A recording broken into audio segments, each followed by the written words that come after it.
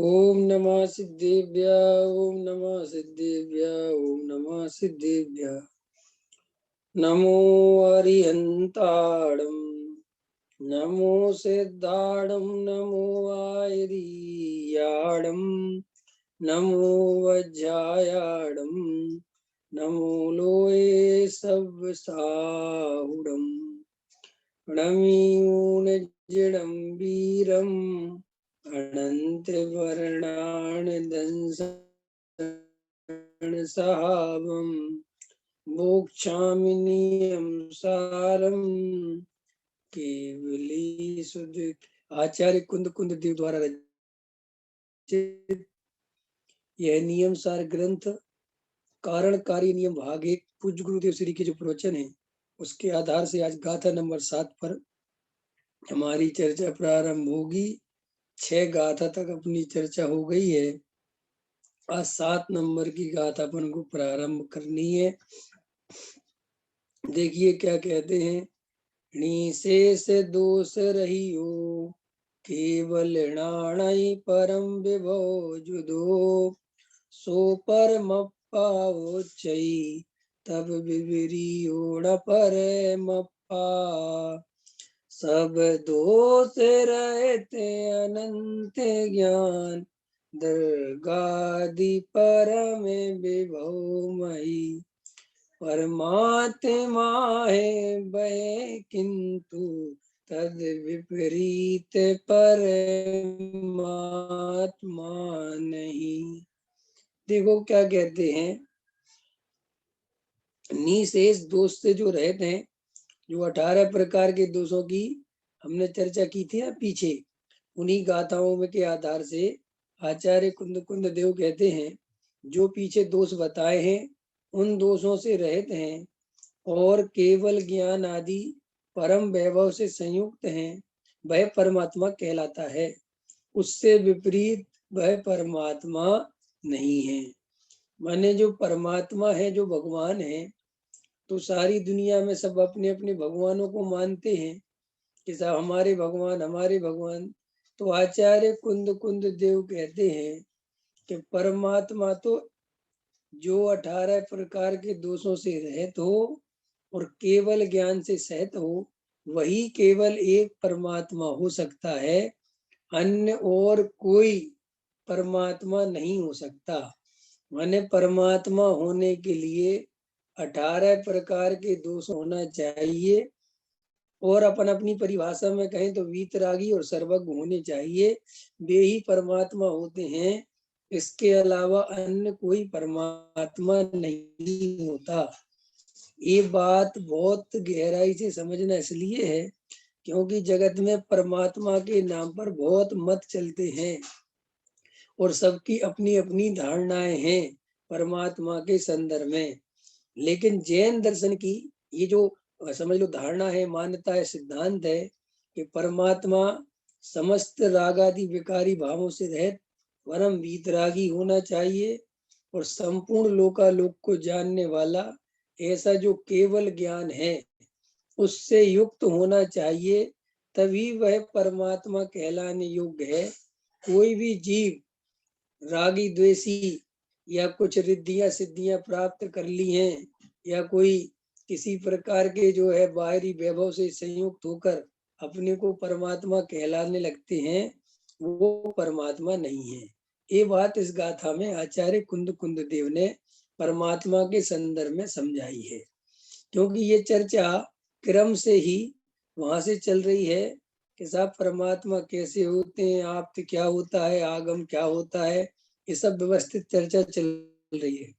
तो अब 7 नंबर की गाथा में फिर उसी बात को आगे ले जाके कहते हैं कि जो समस्त दोषों से रहित हो और केवल ज्ञान आदि वैभव से सहित हो, वही केवल परमात्मा है। उससे विपरीत अथवा उससे अन्यथा और कोई परमात्मा नहीं है। इसलिए सावधान होकर हे भव जीवो, तुम अन्य किसी और को परमात्मा नहीं मानना। परमात्मा में ये गुण होना ही चाहिए। ये बात इस गाथा में कही। अब पद्म प्रमलधारी देव उसकी टीका में क्या कहते हैं वो पढ़ते हैं। यह तीर्थंकर परम देव के स्वरूप का कथन है। देखो क्या कहते हैं, आत्मा के गुणों का घात करने वाले घाती कर्म, ज्ञानावरणी कर्म, दर्शनावरणी कर्म, अंतराय कर्म तथा मोहनीय कर्म, उनका निर्विशेष रूप से प्रध्वंस कर देने के कारण कुछ भी शेष रखे बिना नाश कर देने से जो निःशेष दोष रहते हैं। देखो जो गाथा में निःशेष दोष रहते हैं ना, उसकी व्याख्या पदम प्रमलधारी देव क्या कहते हैं, आत्मा के गुणों का घात करने वाले घाती कर्म। घाती कर्मों के बारे में जानती हैं कोमल जी? घाती कर्म, कर्म कितने प्रकार के होते हैं? 8। कितने प्रकार के होते हैं घाती है? 8 प्रकार के होते हैं। 4 घाती 4 आघाती। 4 घाती 4 अघाती। तो देखो यहाँ उन्हीं के गुणों का घात करने वाले घाती कर्म किसे कहते हैं? जो जीव के स्वभाव को प्रकट नहीं होने देते, जो जीव के स्वभाव को व्यक्त नहीं होने देते, उसे क्या कहते हैं? घाती कर्म कहते हैं। तो वे घाती कर्म कौन कौन से हैं? तो कहते हैं ज्ञानावरणी, दर्शनावरणी, अंतराय और मोहिनी। उनका नाश कर दिया है, प्रध्वंस कर देने से, नाश करने के कारण उनको क्या हो गया है कि कोई भी दोष नहीं बचा है। क्योंकि जितने भी दोष हैं, जितनी भी तकलीफें हैं, जो भी राग देश हैं, वह इन 4 प्रकार के कर्मों से ही निमित्त से होते हैं। कौन कौन से वे 4 कर्म? ज्ञानावरणी, दर्शनावरणी, मोहनीय और अंतराय। ठीक है ना? तो उनका नाश कर दिया है, इसलिए कोई दोष उनमें नहीं बचा। अथवा क्या कहते हैं, सूत्र में जो 6वीं गाथा में कहे हुए 18 महादोषों को निर्मूल कर दिया। जो 18 दोषों की हमने पीछे चर्चा की है ना, क्षुधा तृषा आदि, वे 18 प्रकार के दोष निर्मूल, जड़ से किंचित मात्र भी कुछ नहीं बचा, उनका नाश कर दिया है। और जो सकल विमल, सर्वथा निर्मल, केवल ज्ञान, केवल दर्शन, परम रागात्मक आनंद इत्यादि अनेक वैभव से समृद्ध है, ऐसे जो परमात्मा अर्थात त्रिकाल निरावरण नित्यानंद एक स्वरूप निज कारण परमात्मा की भावना से उत्पन्न कार्य परमात्मा वही भगवान अनंत परमेश्वर हैं। इन भगवान परमेश्वर के गुणों से विपरीत गुणों वाले समस्त देवाभास भले देवत्व के अभिमान से दग्ध हों तथापि संसारी हैं, ऐसा इस गाथा का अर्थ जानना चाहिए। क्या कहते हैं पदम प्रमलधारी देव कि जो समस्त प्रकार के घाती कर्मों का जिन्होंने नाश कर दिया, जिसके कारण उनके 18 प्रकार के दोष नष्ट हो गए, अब उनमें कोई दोष नहीं बचा। और क्या कहते हैं, देखो कि साहब त्रिकाल निरावरण एक विशेषण डाला है, त्रिकाल निरावरण। ये त्रिकाल निरावरण का मतलब क्या होता है कि अब कभी भी उनको कोई आवरण नहीं होगा। जिन्होंने 4 प्रकार के घाती कर्मों का नाश कर दिया, ऐसे जीव कभी भी द्वारा कर्मों से नहीं बनेंगे, उन्हें कभी भी किसी कर्म का आवरण अब नहीं हो गया। तो दूसरा विशेषण क्या है? नित्यानंद। नित्यानंद माने क्या होता है? नित्य आनंद में रहेंगे। अब उनके आनंद में किसी भी प्रकार की बाधा, किसी भी प्रकार का अंतराय, किसी भी प्रकार की कम ज्यादा बढ़ोतरी नहीं होगी। कौन से? नित्य आनंद में। अभी हमारे आनंद में क्या होता है? हमारे पास आनंद है कि नहीं है? निशा जी, हमारे पास आनंद है कि नहीं है? आनंद है। शिखा जी, आनंद है कि नहीं है? आनंद तो सभी जीवों के पास होता है, लेकिन क्योंकि आनंद बिल्कुल ही नहीं होगा तो मर जाएंगे। आनंद थोड़ा बहुत तो है, लेकिन उस आनंद को आनंद क्यों नहीं कहा जाता? इसलिए नहीं कहा जाता कि वो बाधाओं वाला है, क्षणिक है, नष्ट होने वाला है, सदा काल टिकने वाला नहीं है।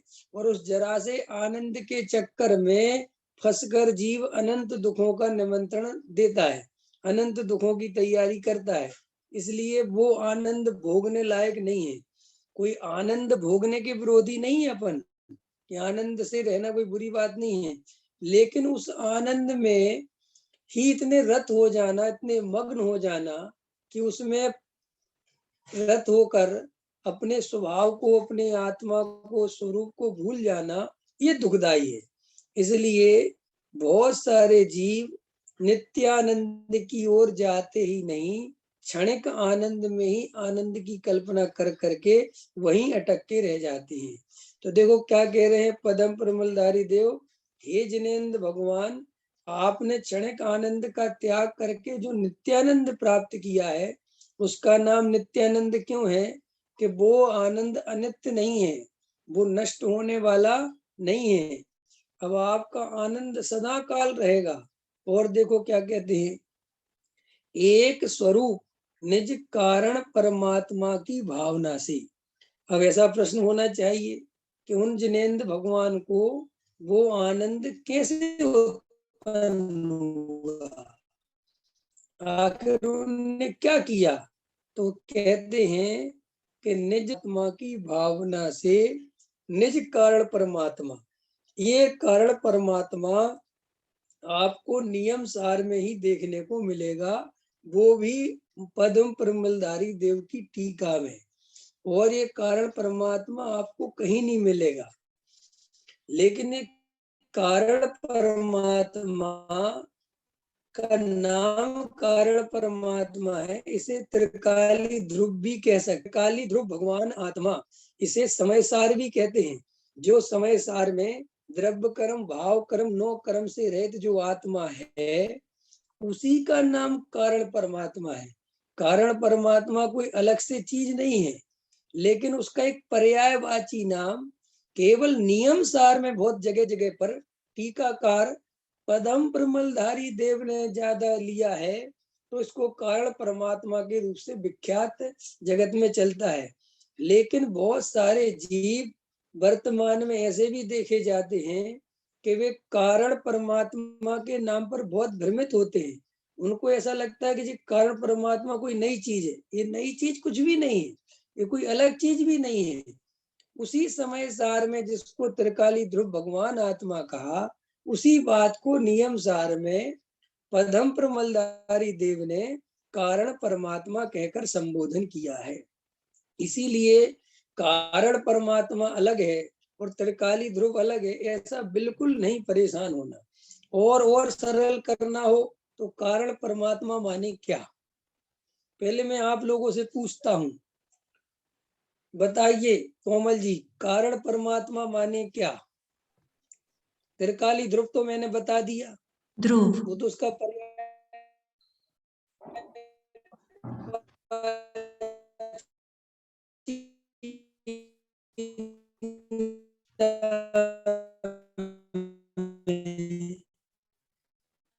कारण, तो वहां कारण परमात्मा दिखता है कि नहीं दिखता, अथवा कारण परमात्मा का स्वरूप क्या है, ये किस किस के ख्याल में है? आपके ख्याल में है कोमल जी? शायद नहीं, लेकिन थोड़ा वो इंटरनेट थोड़ा कट हो गया था। हाँ, तो मेरे ख्याल से शायद नहीं, मुझे ख्याल है, लेकिन कारण परमात्मा का दूसरा नाम ध्रुव। ध्रुव। तो ध्रुव माने क्या? ये बहुत इंपॉर्टेंट बातें है ना। हमें ऐसी बातें करने में तो बहुत अच्छा लगता है कि मैं कारण परमात्मा हूँ, मैं त्रिकाली ध्रुव हूँ, मैं भगवान हूँ। लेकिन जब इनके भाव भाषण करने की बात आती है कि आप त्रिकाली ध्रुव के नाम पर अंदर क्या पहचानते हो, कैसे पहचानोगे कि ये त्रिकाली ध्रुव भगवान आत्मा है? अगर ध्रुव में उत्पाद व्यय तो होता नहीं, ठीक है कि नहीं? और हमारे ज्ञान में तो जो कुछ आता है वो उत्पाद व्यय ही आता है, ध्रुव तो पकड़ में आता नहीं। तो फिर ध्रुव को पकड़ेंगे कैसे? ऐसे मन में प्रश्न उत्पन्न होना चाहिए ना, है ना? ऐसे प्रश्न, क्योंकि शास्त्र में बातों में उन बातों का कोई मतलब नहीं है जिन बातों का हमें भाव भाषण नहीं होता हो। हमें भाव भाषण होना तो बहुत जरूरी है ना, कि अंतरंग में जब हमने आंख बंद करी तो अंदर में आपको क्या क्या दिखता है, आप कैसे पहचानोगे कि ये कारण परमात्मा है, ये राग है, ये विकार है, ये क्या है? तो ये वास्तव में जब बातें लोग बड़ी-बड़ी करते हैं, ध्रुव उसे कहते हैं जिसमें उत्पाद नहीं, जिसमें व्यय नहीं। तो ऐसी कोई चीज है क्या जिसमें उत्पाद और व्यय नहीं हो? बताओ। उत्पाद और व्यय तो प्रत्येक वस्तु में प्रति समय हो रहा है, और उत्पाद व्यय समेत ही वस्तु पर्ण में तो दिख रही है। अब उसमें त्रिकाली ध्रुव भगवान आत्मा, कारण परमात्मा, जिन बातों पर बड़ी बड़ी चर्चाएं चलती हैं, कारण पर्याय पे भी चर्चा चलती है। अब एक गजब की बात है, कारण पर्याय, कारण परमात्मा, इन सब शब्दों में उलझ उलझ कर लोग तत्व को इतना उलझाते हैं कि अंदर को भाव भाषण तो करते नहीं कि भाई कारण पर्याय और कारण परमात्मा में क्या अंतर है, बताओ। और तुम इसका अंतर क्या जानते हो? ख्याल में है कि नहीं है? क्योंकि कारण नाम की ऐसा तो है नहीं कि कोई कारण पर्याय हो फिर उसका कार्य पर्याय हो, फिर कोई कारण परमात्मा हो, कोई कारण कार्य परमात्मा हो। ऐसे तो भेद हम करते हैं, लेकिन इनका भाव भाषण करेंगे तो पता चलेगा कि बात एक ही है, बातें 10 तो है नहीं। तो मैंने आपसे पहला प्रश्न किया कि आप कारण परमात्मा के नाम पर क्या समझते हो? कि साहब हम त्रिकाली ध्रुव को ही कारण परमात्मा कहते हैं। बिल्कुल अच्छी बात है। अब त्रिकाली ध्रुव माने क्या? अब देखो, मैं आत्मा का ध्यान लगाने बैठा हूं, मान के चलो।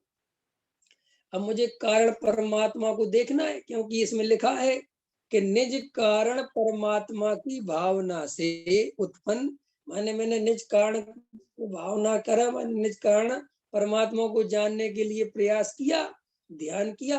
तो अब मैं निज कारण परमात्मा को कैसे पहचानूंगा कि यही कारण परमात्मा है और यही मैं हूं, अथवा यही त्रिकाली ध्रुव है और यही मेरी सत्ता है? कुछ आपको उसकी पहचान तो होनी चाहिए।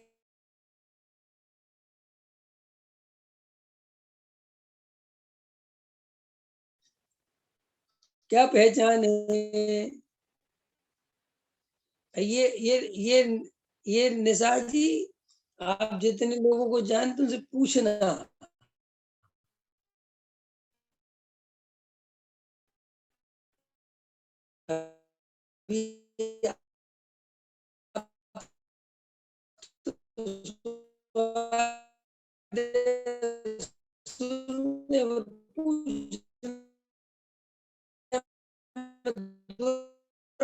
समझा परमात्मा अलावा कुछ नहीं है। कारण परमात्मा की इसमें सिर्फ जो जानना देखना हो रहा है। अच्छा, जानना देखना पर्याय है कि द्रव्य है? पर्याय है कि द्रव्य है?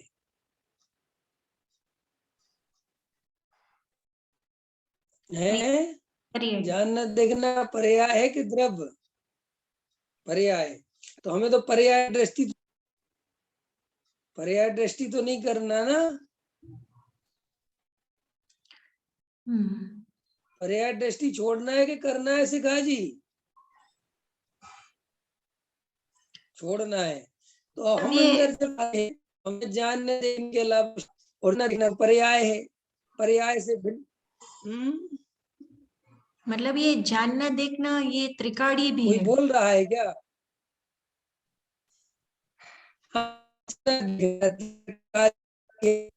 जानना देखना पर्याय भी है। अब देखो, हमें आएगी तो हमेशा पर्याय ही पकड़ में, द्रव्य हमारी पकड़ में कभी नहीं आएगा। समझना मेरी बात। आपको आएगा तो हमेशा जानने देखने वाला ही पकड़ में, लेकिन जानने देखने में है, पर्याय है, द्रव्य है। पकड़ में आ रही? जानने देखने में मेरी खबर मेरी आवाज आ रही बराबर? कोमल जी का क्या वीडियो रुक रुक के चल रहा है क्या? हमारा यहाँ पे इंटरनेट आज खराब आवाज है। आ रही मेरी बराबर?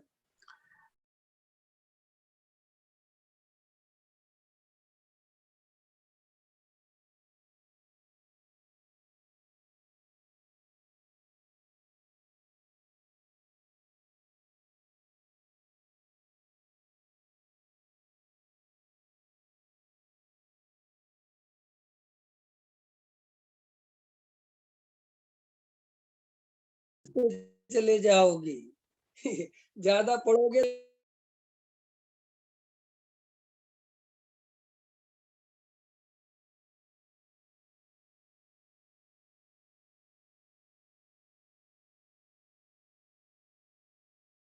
वो शुद्ध पर्याय लेनी है कि शुद्ध पर्याय का लक्ष्य नहीं बनाओ, इस अपेक्षा कहते हैं कि शुद्ध पर्याय से भी भिन्न हूं, बस।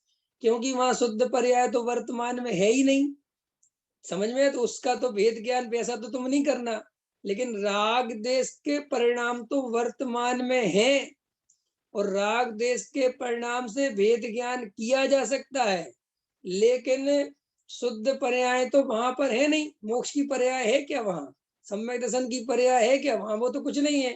तो फिर इनसे भिन्न क्यों कहा कि तुम आत्मा का ध्यान करते समय इन पर्यायों के पीछे ना पड़ जाओ कि मुझे तो सम्यसन कहीं दिख ही नहीं रहा, मुझे तो मोक्ष दिख ही नहीं रहा, मुझे तो निर्विकल्प दशा दिख ही नहीं रही।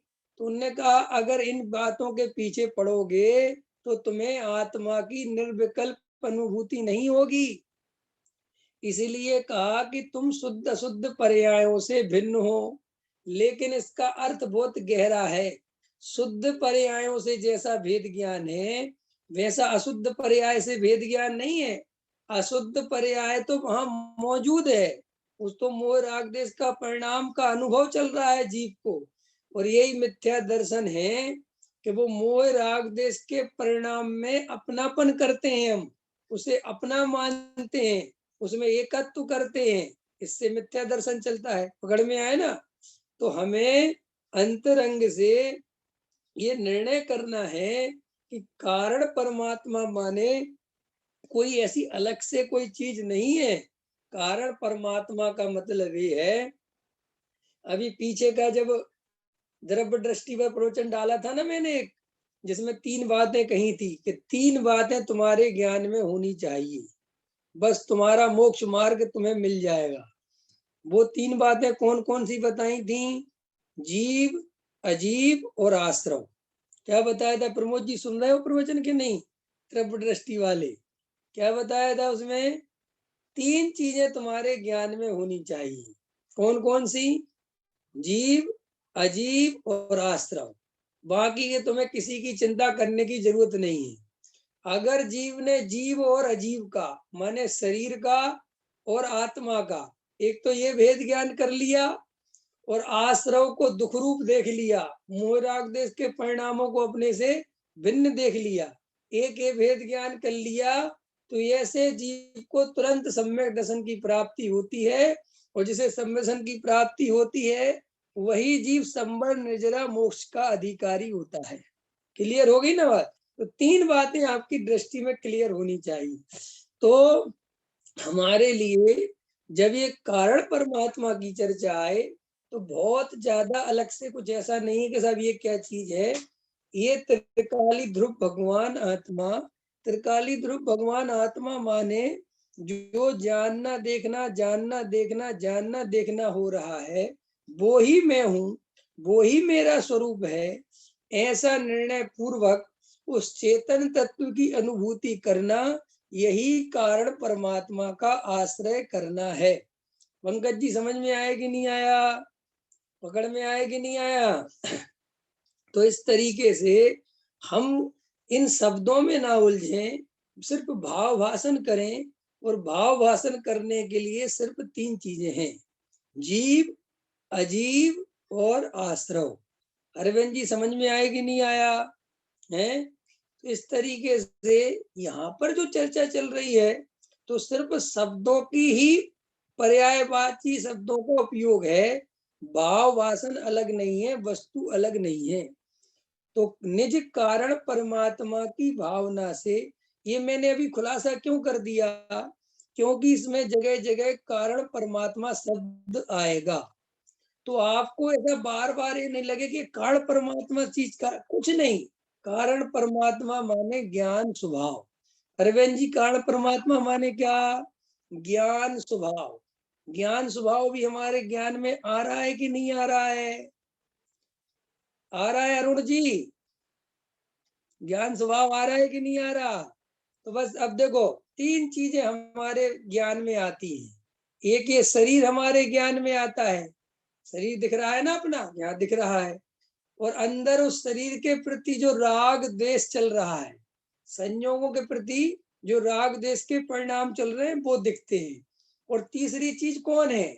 उन दोनों को देखने जानने वाली, इसका नाम क्या है? इन दोनों चीजों को जानने देखने वाली, उसी का नाम है कारण परमात्मा। बस वो मैं हूं, इसके अलावा मैं और कुछ नहीं हूं, इसका नाम है कारण परमात्मा का आश्रय करना। ठीक है, तो कारण परमात्मा का आश्रय आपको एकांत में बैठ के शांति से बार बार उसका विचार करना है, बार बार निर्णय करना है कि यही मेरा स्वरूप है, इसके अलावा और कोई मेरा दूसरा स्वरूप नहीं है। तो इससे प्रतीति का जन्म होता है, इससे श्रद्धा का जन्म होता है, उस श्रद्धा का नाम ही सम्यक दर्शन है। ठीक है, क्लियर हो गई बात, समझ में आ गई? अभी देखो अपन आगे पढ़ते हैं। उस उत्पन्न कार्य परमात्मा, कारण परमात्मा की भावना से उत्पन्न कार्य परमात्मा वही भगवान अरहंत परमेश्वर हैं। इन भगवान परमेश्वर के गुणों से विपरीत गुणों वाले समस्त देवाभास भले देवत्व के अभिमान से दग्ध हूं। अब क्या कहते हैं साहब? अनंत भगवान तो ये है, लेकिन इसके अलावा इस दुनिया में बहुत सारे लोग भगवान होने का दावा करते हैं। बहुत सारे देवी देवताओं को भगवान की उपाधि दी जाती है, ख्याल में है ना? पत्नी लेकर खड़े हुए हैं, वस्त्र पहने खड़े हुए हैं, शस्त्र लेकर खड़े हुए हैं, प्रत्यक्ष राग द्वेष करते हुए दिखाई दे रहे हैं, उन्हें भी जगत के भोले जीव भगवान मानते हैं। तो वो कहते साहब भगवान कौन होता है, इसकी परिभाषा तुम ध्यान में रख लो कि जो वीतरागी होते हैं और जो सर्वज्ञ होते हैं वे ही भगवान होते हैं। इसके अलावा दुनिया में अन्य जो भगवानों के नाम से पूजे जाते हैं, माने जाते हैं, भले ही वो जीव कितने ही बाहर से अपना वैभव दिखाए तो भी वे सब संसारी हैं, वे कोई भगवान नहीं है। ऐसा पदम प्रमलधारी देव इस टीका में समझाते हैं, और आचार्य कुंद कुंद देव इस गाथा में ऐसी बात कहते हैं। और आगे क्या कहते हैं? अब और कहते हैं, इसी प्रकार भगवान श्री आचार्य कुंद कुंद देव ने प्रवचन सार गाथा में भी कहा है। क्या कहा है? तेज भाव मंडल दर्शन केवल दर्शन, ज्ञान केवल ज्ञान, रिद्धि समोसरण आदि विभूति, अनंत इंद्रिय सुख, इंद्रादिक भी दास रूप से बरते ऐसा ऐश्वर्य, और तीन लोक के अधिपतियों के वल्लभ होने रूप त्रिभुवन प्रधान वल्लभपना, ऐसा जिनका महात्म्य है वे अरहंत हैं। ठीक है, ऐसा प्रवचन सार में भी कहा है। इसी प्रकार की बात आचार्य अमृतचंद देव ने भी आत्मख्याति के 24वें श्लोक में कही गई है। जो कांति से दसों दिशाओं को धोते हैं, निर्मल करते हैं, जो तेज द्वारा अत्यंत तेजस्वी सूर्य आदि से तेज के ढक देते हैं, जो रूप से जनों में मन को हर लेते हैं, जो दिव्य ध्वनि द्वारा भव्यों के कानों में मानो की साक्षात अमृत बरसाते हो, ऐसे सुख उत्पन्न करते हैं, और जो 1000 तथा 8 लक्षणों को धारण करते हैं, वे तीर्थंकर सूर्य वंदनीय हैं। तो ये और रेफरेंस दे रहे हैं। ठीक है, अब देखो पूज्य गुरुदेव श्री जी के प्रवचन यहाँ से स्टार्ट इस गाथा पे हो रहे हैं। क्या कहते हैं गुरुदेव? परमात्मा शरीर सहित तीर्थंकर की व्याख्या है। शरीर सहित परमात्मा कैसे होते हैं? यह तीर्थंकर परम देव के स्वरूप का कथन है। आत्मा के गुणों का घात करने वाले लो ऐसी भाषा है। यह तो निमित्त का कथन है। आत्मा के गुणों का घात करने वाले अर्थात स्वयं आत्मा का भाव घाती कर्म से घात करे तब निमित्त घाती कर्म हो, उन्हें यह घात करने वाला कहा जाता है। यह शास्त्र में लिखा है। देखो क्या कहते हैं गुरुदेव, 8 जो 4 प्रकार के घाती कर्म हैं वे आत्मा का घात करते हैं कि नहीं करते? पंकज जी, अरविंद जी, करते हैं घात के नहीं करते? जीव के स्वभाव का है कि नहीं करते, वो तो निमित्त की तरफ से कथन है। जीव स्वयं ही अपने स्वभाव का घात करता है। ख्याल में आया नहीं? मैं संसारी किसी कर्म के कारण नहीं हूं, मैं संसारी अपनी योग्यता से अपने कारण से हूं। मुझे किसी कर्म ने संसार में नहीं रखा है, मैं स्वयं संसार में रहना चाहता हूं, इसलिए संसार में रह रहा हूं। अंतर समझ में आया कि नहीं आया? अगर मैं संसार से पार होना चाहूं तो पार हो जाऊंगा। देखो वस्तु स्वरूप कैसा है, हमें लगता है कि जीव जो चाहता है वो नहीं होता, लेकिन वास्तव में ऐसा नहीं है। वो कहते जो चाहता है वो ही होता है। तुम संसार में ही रहना चाहते हो, इसलिए संसार में ही रहते हो। क्यों? क्योंकि संसार में ही सुख की कल्पना करते हैं, इसलिए संसार में रहते हैं। जो जीव संसार से समझ गए स्वरूप और संसार से पार होना चाहते हैं, वे जीव संसार से पार हो जाते हैं। तो यहाँ पर गुरुदेव कह रहे हैं कि कथन तो ऐसे ही आता है कि कर्मों ने जीव के स्वभाव का घात किया, अथवा आत्मा के घात करने वाले कर्म, लेकिन कर्म आत्मा का घात नहीं करते, वे तो निमित्त मात्र हैं। आत्मा का घात स्वयं आत्मा ही करता है। ठीक है, आगे देखो मुमुक्षु, यह किस नए का कथन है, ये समझना चाहिए ना। नैवय कैसा, भगवान का कहा हुआ है या नहीं? भगवान दो नए द्वारा कहते हैं।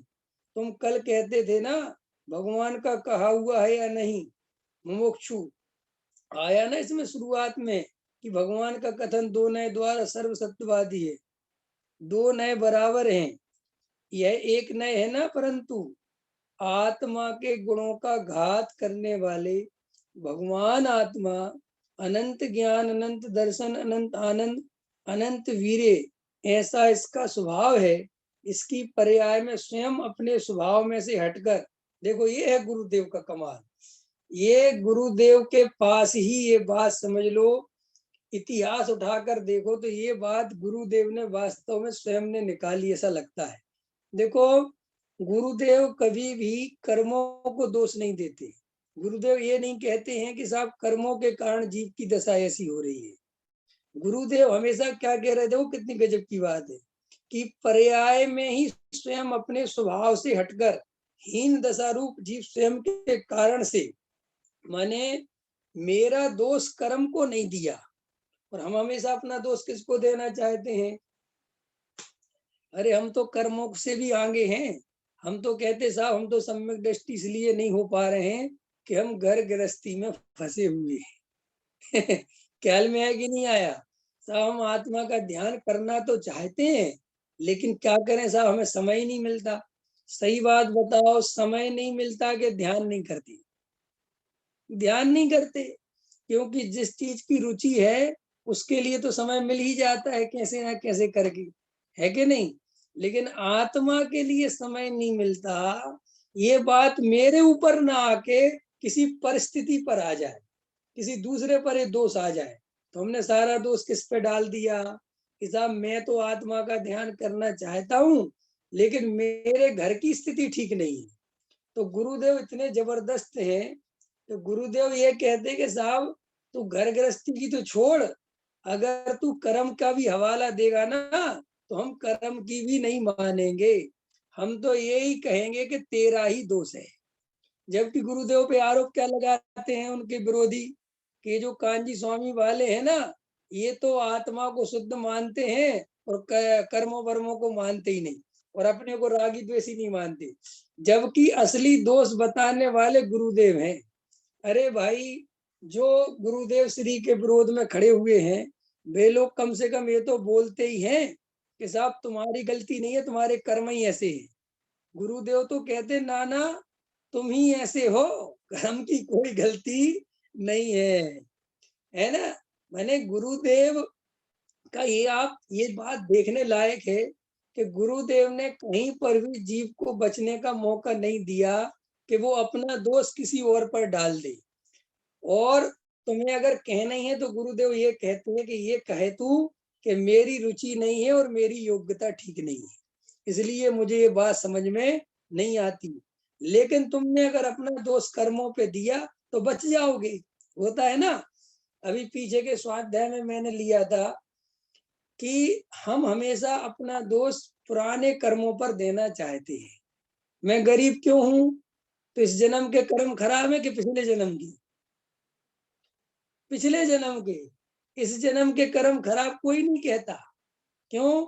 कि पिछले जन्म के कर्म खराब कह दो तो ऐसा लगता है कि उसमें मेरी कोई गलती नहीं है, लेकिन वर्तमान में मैंने ही कर्म खोटे किए हैं, उसकी सजा मिल रही है। ये जीव के अहंकार को पसंद नहीं है। ख्याल में है ना अरविंद जी? इसलिए हम सारा दोष कहाँ देते हैं? पूर्व जन्म के। ये नहीं कहते हैं कि हम यही बेईमानी कर रहे हैं, यही टैक्स चोरी कर रहे हैं, झूठ बोल रहे हैं, साहब इसकी सजा मिल रही। कोई नहीं कहता। वो गलती से कोई कह भी दे कि ये पिछले जन्मों के कर्म भरम नहीं, इसी जन्म के हैं, ख्याल में है, तो कहता नहीं नहीं साहब, इस जन्म के तो हम इतने अच्छे कर्म कर रहे हैं कि सीधे स्वर्ग जाएंगे। कहाँ जाएंगे? सीधे स्वर्ग। अभी कल के प्रवचन में स्वर्ग और नरक की व्याख्या ली थी, तो गहराई से गुरुदेव श्री को समझने की कोशिश करो। ऐसे महापुरुष अपन को भाग्य से हाथ में लगे कि वो कहते हैं कि साहब ये कर्म का कोई दोष नहीं है, कर्म तो बेचारा निमित्त है और जड़ है, असली दोष तो तेरा स्वयं का ही है। देखो क्या कहते गुरुदेव, इसकी पर्याय में माने स्वयं की पर्याय में, स्वयं अपने स्वभाव से हटकर हीन दशा जीव स्वयं के कारण से ज्ञान दर्शन वीर्य और मोह में परिणमता है, तब ये घाती कर्म निमित्त कहे जाते हैं। जैसे कोई स्वयं नाव में बैठे और नदी पार करे तो नाव निमित्त तब कहलाएगी जब नाव में स्वयं बैठे, और नाव में बैठेगा ही नहीं तो नदी कहाँ से पार कर जाएगा। ऐसे ये जीव स्वयं ही रागी द्वेषी होता है, तब कर्म उसमें निमित्त बनता है। कर्म के कारण कोई रागी द्वेषी नहीं होता। कोमल जी, आपने इस बात को समझा कि इतनी इंपॉर्टेंट बात क्यों है ये गुरुदेव बार बार क्यों कहते हैं ऐसी बातें? इसलिए कहते हैं क्योंकि सारी दुनिया में अधिकतर मतों में और जैनों में भी यही मान्यता चलती है कि हमारी कोई गलती नहीं है, ये सारी गलती कर्मों की है। किसकी है? कर्मों की। कर्म बड़े बलवान। बलवान कौन है? कर्म है कि जीव? कर्म बलवान है। कर्म रुलावे, कर्म ही सुलावे, कर्म ही हंसावे, कर्म ही खिलावे, कर्म ही दिखावे, कर्म ही मिलावे। तो सब बलवान कौन है? कर्म। तो ऐसी धारा चलती थी गुरुदेव के समय के पहले, और अभी भी ये धारा एक पक्ष में क्या बहुत पक्षों में चलती है। लेकिन गुरुदेव श्री ने कहा, अरे भाई कर्म तो जड़ है बेचारा, वो तो पुद्गल है, वो क्या तेरा अच्छा बुरा करेगा? तेरा अच्छा बुरा तो तू स्वयं की मान्यता से करता है, अन्य कर्मों के कारण तेरा कोई अच्छा बुरा नहीं होता। ख्याल में है ना? तो इस तरीके से गुरुदेव श्री एक एक बारीक से बारीक बात का भी ख्याल रखते हैं कि कोई निमित्त की दृष्टि ना कर ले। गुरुदेव पर्याय की दृष्टि भी नहीं होने देते, निमित्त की दृष्टि नहीं होने देते। मोह राग देश तेरे ही अपराध हैं ये भी समझाते हैं, और साथ में ये भी समझाते हैं कि तेरे स्वभाव में नहीं है। मोह राग देश परिणाम कर्मों के कारण नहीं हुए, तेरी योग्यता के कारण हुए, ये भी समझाते हैं। और साथ में ये भी समझाते हैं कि तू अभी चाहे इस मोह राग से भेद ज्ञान करके आत्मा का अनुभव कर सकता है। ऐसा गुरुदेव का मार्ग। देखो क्या कहते हैं, ऐसे जो आत्मा की पूर्ण शक्ति उसकी वर्तमान दशा में स्वयं ही आत्माहीन दशा रूप परिणमता है, ज्ञान दर्शन और वीर्य और विपरीत रूप मोह रूप परिणमता है, उसमें निमित्त पना घाती कर्म का होता है। इसलिए घाती कर्म ने गुणों का घात किया ऐसा कहने में आता है। समझ में आया? कहने में आता है, कर्म घात नहीं करता। दो प्रकार कहेंगे, पूर्व के 18 दोष रहित और इन दोषों रहित दो आत्मा के गुणों का ऐसा शब्द आया ना। ऐसे तो गुणों का वह घातता है क्या? पर्याय में है क्या? गुण तो त्रिकाल हैं, गुण की वर्तमान दशा में भाव घाती रूप स्वयं परिणमता है। देखो ये क्या बात कह रहे, प्रश्न क्या है मैं समझा देता हूँ कि साहब आत्मा के गुणों का घात कैसे कर सकता है? क्योंकि आत्मा का गुण का घात कर देगा तो गुण का नाश हो जाएगा। तो वास्तव में घाती कर्म जीव का स्वभाव प्रकट नहीं होने देते, इसी को घातना कहते हैं। इसी को क्या कहते हैं कि घात कर दिया न, लेकिन आत्मा के स्वभाव को नष्ट नहीं हो करते वो कर्म, लेकिन प्रकट नहीं होने देते। तो प्रकट नहीं होने को ही घातना कहते हैं, जबकि दुनिया में घातना कहते हैं नष्ट करने को। समझ गए ना? उसने हमारा घात कर दिया, घात कर दिया माने नाश कर दिया, मार दिया। लेकिन कोई भी कर्म आत्मा के स्वभाव को मार नहीं सकता, क्योंकि ऐसी सामर्थ्य नहीं है। लेकिन वो जीव का स्वभाव प्रकट नहीं होता जिस समय, उस समय कर्म का उदय निमित्त रहता है। ऐसा ही वस्तु का स्वरूप है, ऐसा समझना चाहिए।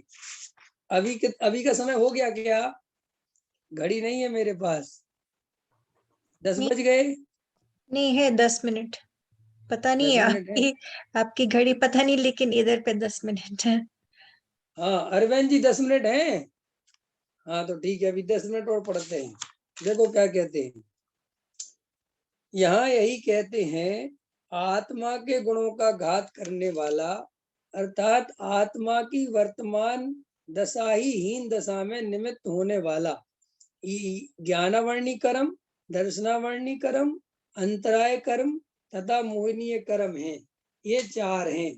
उनका निर्विशेष रूप से प्रध्वंस कर देने के कारण पहले निर्दोष की व्याख्या करते हैं, फिर दूसरी लेंगे। देखो क्या कहते हैं गुरुदेव के, मैं निर्दोष की व्याख्या पहले करता हूँ। तो देखो क्या कहते हैं, निर्दोष माने समस्त दोषों से रहित। ये नास्ति की तरफ से कथन है। अथवा 6वीं गाथा में जो 18 प्रकार के दोष कहे थे, उनका निर्मूल नाश कर दिया, उन घाती कर्मों का नाश किया, ऐसे कहा था। मोक्षु कर्म से आए वे अपने भाव से, अपनी पर्याय 18 दोष उनकी दशा में थे, वे आत्मा ने अभाव किए, पश्चात कारण वह सब देंगे।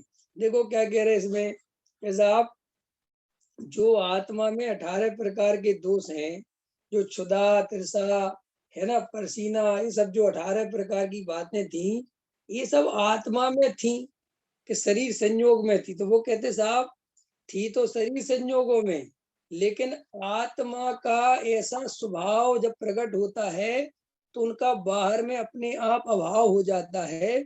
ऐसा ही स्वरूप है।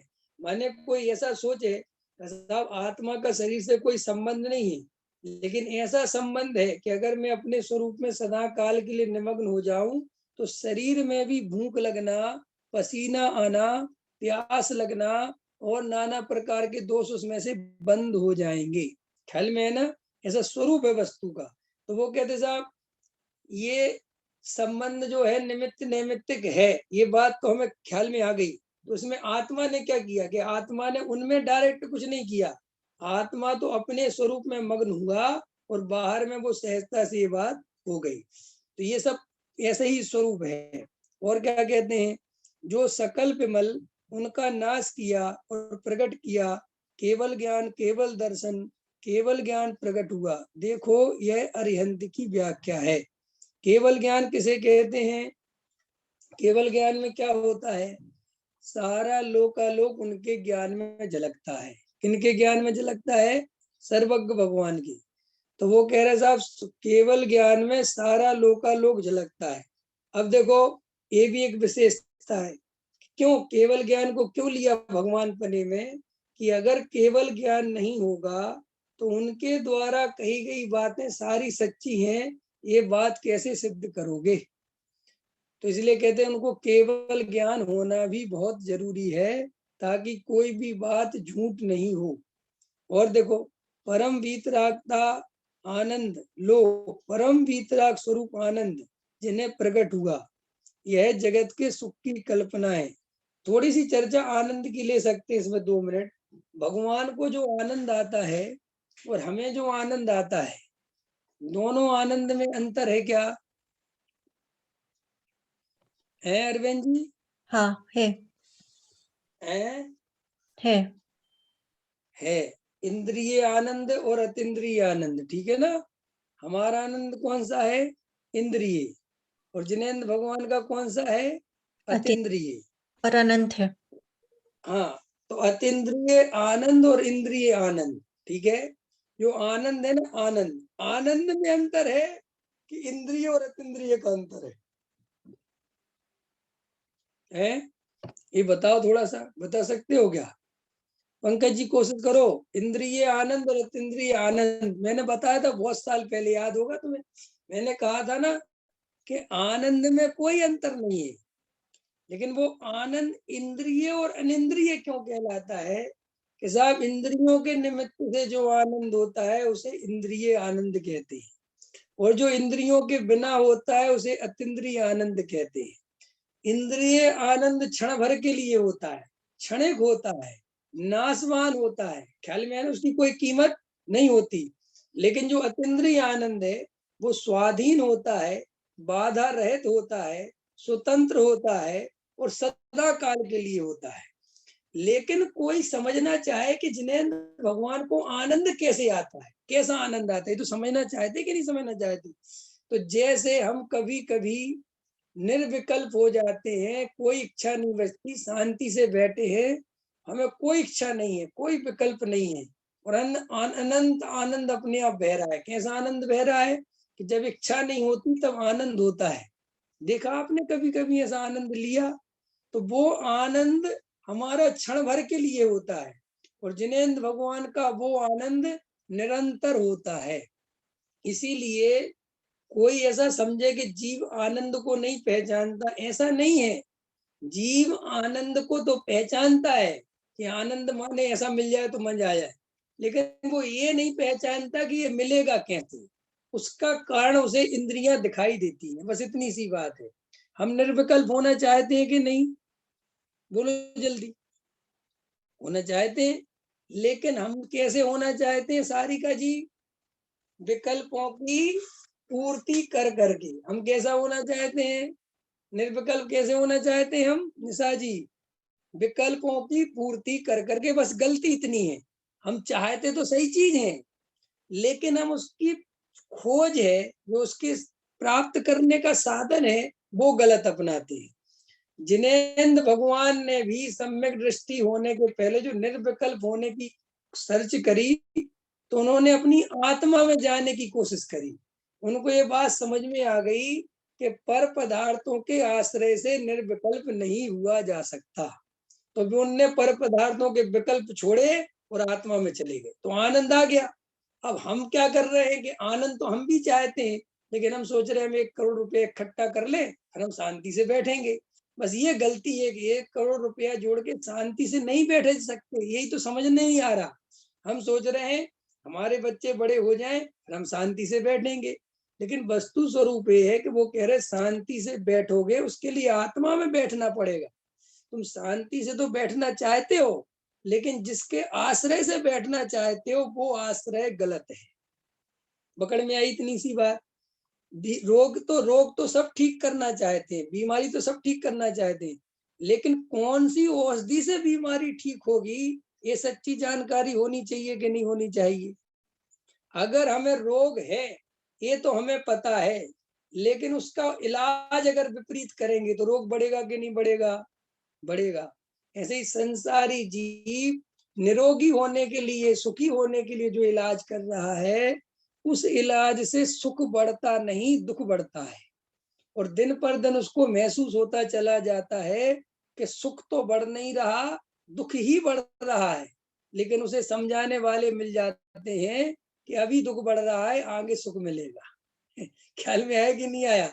अभी तुम परेशानी भोग लो पंकज जी, बस बढ़िया आनंद ही आनंद मिलना है। अरे भाई, ऐसे ही कल्पना करा करा के जिंदगी खराब हो गई जीव की।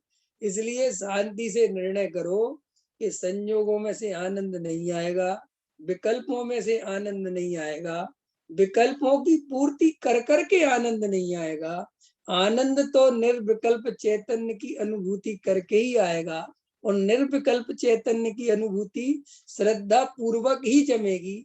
जब श्रद्धा में निर्णय हो जाएगा कि निर्विकल्प दशा तो आत्मा के आश्रय से आएगी, तो जो जीव निर्विकल्प आनंद का भोग करना चाहते हैं और विकल्पों की पूर्ति में रात और दिन लगे हुए हैं, ऐसे जीव निर्विकल्प दशा को प्राप्त नहीं कर सकते। इसलिए विकल्पों की पूर्ति में सुख बुद्धि छोड़ देना चाहिए और निर्विकल्प होने का जो आनंद है उसके लिए एकांत में बैठ के तत्व विचार में उपयोग लगाना चाहिए। ये एक सम्यक उपाय है और कोई दूसरा उपाय नहीं है। तो अपन ने आनंद की व्याख्या करी, केवल ज्ञान की व्याख्या करी, कारण परमात्मा की व्याख्या करी, भगवान की व्याख्या करी। ये 4 तरह की व्याख्याएं आज के स्वाध्याय में हुई। इसकी चर्चा और पूज्य गुरुदेव श्री आगे लेंगे, उसको क्रम से करेंगे। अभी का समय हो गया। सहजानंदी शोध स्वरूपी अविनाशी में आत्म स्वरूप, सहजानंदी शोध स्वरूपी अविनाशी में आत्म स्वरूप, देह मरे पर मैं नहीं मरता, अजर अमर में आत्म स्वरूप, सहजानंदी शोध स्वरूपी अविनाशी में आत्म स्वरूप, निज निधि निज में बताई यह परम उपकार है, उसके लिए जिन वाणी माँ को वंदना सतबार है, वंदना सतबार है। बोलो द्वादशांग में जनवाणी माता की जय, महान जैन धर्म की जय, पंच परमेष्टि भगवान की जय। सभी को सादर जय जिनेन्द्र, शुभ रात्रि।